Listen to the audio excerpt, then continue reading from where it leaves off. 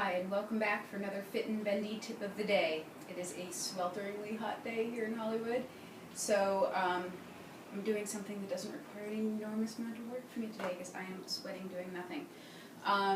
So we're just going to talk about lifting the leg and leg extension. And if you're like me, when you were in dance class, you always had dance teachers saying, lift your leg from the abs, lift from the belly, scoop the leg under. And if you're like me, you had no idea what that meant and you just kept cranking your leg up in the air. So most dancers, as well as a lot of aerialists, anyone who has to lift their legs up a lot, get really tight through the front of the hips here because the quads and their attachment point, which we refer to as the hip flexors, end up doing so much of the work. And so I'm going to talk about what that means, lifting from the abs. And the reason it's so confusing is the abdominal muscle doesn't actually attach the leg. Like, you can contract your belly all day, it's not going to lift the leg up. But here's what people are talking about when they say lift from the leg. I'm going to show you, this is a really good exercise to do to try to feel this. Put one leg up, and you want the leg to be at a height where it's not so high that your hips have to come out of alignment to hold it. So if your leg starts getting really high up, you're going to notice that this hip starts to crank up. So try to keep both hips even. And you can tell where they are by just putting your hands on your hip bones. From here, the temptation when you say go ahead, lift the leg, is just to tighten, squeeze the quad, and lift it up that way. A lot of times the chest collapses forward to get it to lift. And as soon as I do that, I feel the whole top of my leg going up into this hip flexor tighten up, and this hip flexor gets really tight. So instead of doing that, you're tucking your pelvis under, so you're engaging from the lower abs here to tuck the pelvis under, and you want to feel like that tuck under is what lifts the leg, and it feels really different than just cranking the leg up from the quad.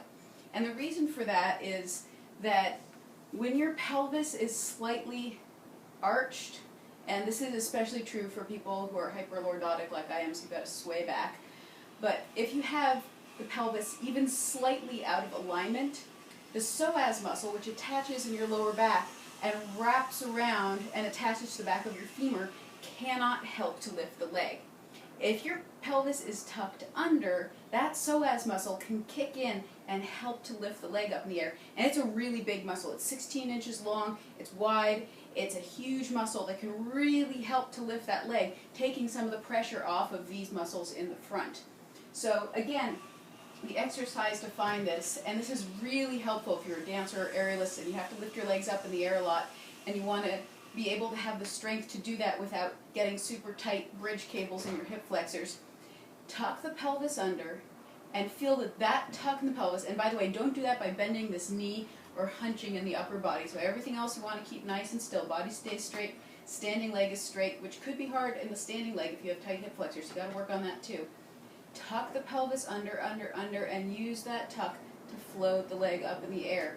And you can gradually get higher and higher with whatever it is that you're floating your leg up off of. So, you can start maybe really low, if that's as high as you can get, and keep the hips even and feel that you can float the leg up.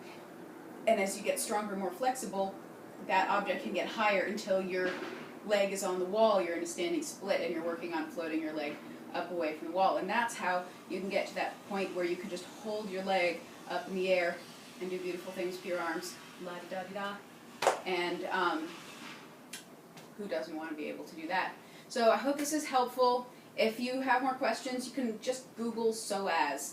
It's an amazing muscle. It's terribly neglected for most of us. It's spelled P-S-O-A-S. Psoas with a P. The P is silent. All right, feel free to email me with any questions, and have a lovely day wherever you are, hopefully someplace a little cooler than where I am. Mwah!